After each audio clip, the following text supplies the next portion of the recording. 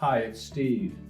Today we'd like to show you how to replace the suspension spring bracket on your direct drive washer. It's a really easy repair. Let me show you how we do it. Now, to do this repair, we will need to remove the cabinet from the washer, and we may also need to lay it down. So the first thing we'll need to do is turn off the inlet water supply, remove the fill hoses and the drain hose, disconnect power to the washer by pulling out the plug, and then we can start our repair. Now next we'll need to tilt that console back so that we can remove the cabinet.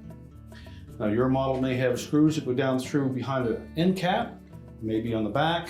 If there are no screws visible, typically all we'll need is a thin putty knife. We'll go in from the front, and you'll meet resistance from a spring clip.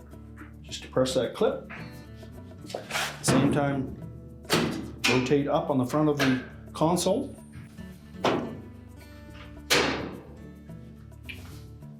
Now all we need to do is rotate that console backwards, and it will support itself. Next, we'll disconnect the lid switch harness, release the locking tab, pull the harness away. Then our next step will be to remove the two clips that secure the cabinet and main top to the back panel. So just take a flat blade screwdriver, go down through the opening at the front of that clip. The screwdriver will fit into a little channel. Bottom of the screwdriver out, and then pivot it forward to release the spring. We're basically putting our screwdriver in there and releasing that clip where it hooks onto the cabinet on this edge. And the same on the opposite side. And we'll set those aside. Now next, we'll raise the lid on the washer, and we'll just grasp the inside edge at the top. We'll tilt it slightly towards us. Now with the cabinet removed, we can go ahead and change that spring retainer. Now to remove this bracket, we'll begin by removing the screw. We don't need to worry about disconnecting the spring first.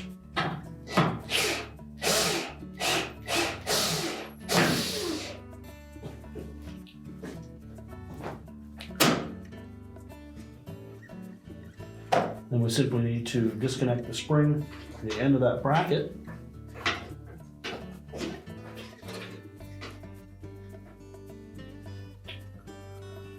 And then we can replace this piece. Now before we do that, if this was worn really badly, you may want to check the end of that spring and make sure there's no signs of any damage on the spring. If so, you'll need to replace that as well. As well as the spring retainer on the opposite end. Check that at the same time. If there's excessive wear there, you'll need to replace that spring retainer. I'll take the new bracket. And we need to hook the end of that spring through that hole in the end. And then we're going to use this little pivot point in the first opening here.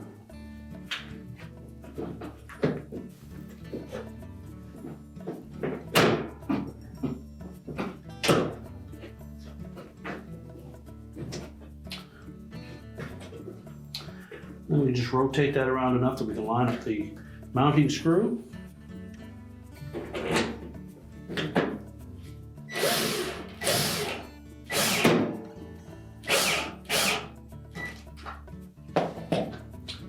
And tighten that securely.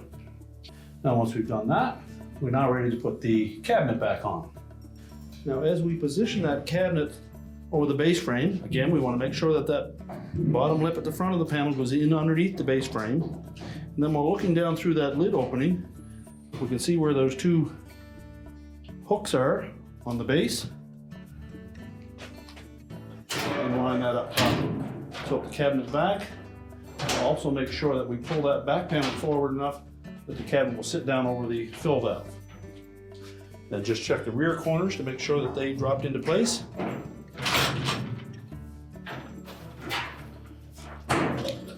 Now just make sure that none of the harness or air dome tube are pinched. We'll take our mounting brackets and we'll engage the straight vertical end up into that slot on the back.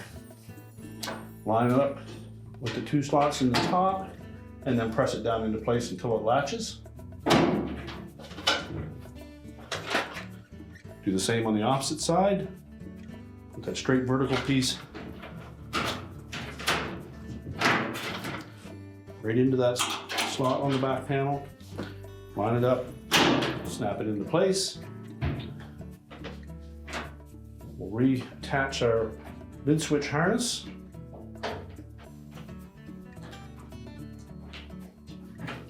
Make sure that locking tab engages. Now we'll rotate that console into position. We'll make sure that we hook the rear of that console, those two little hook-shaped feet, into the rear holes on the main top. And the spring clips will fit into the larger holes towards the front. Make sure the back panel is tucked up in underneath the top of the console. Line up those rear legs.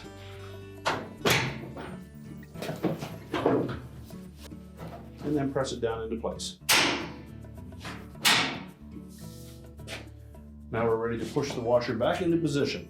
We're now ready to reconnect our inlet fill hoses, turn on the water supply to check for leaks, push the washer back into place, reconnect the power, and your repair is complete.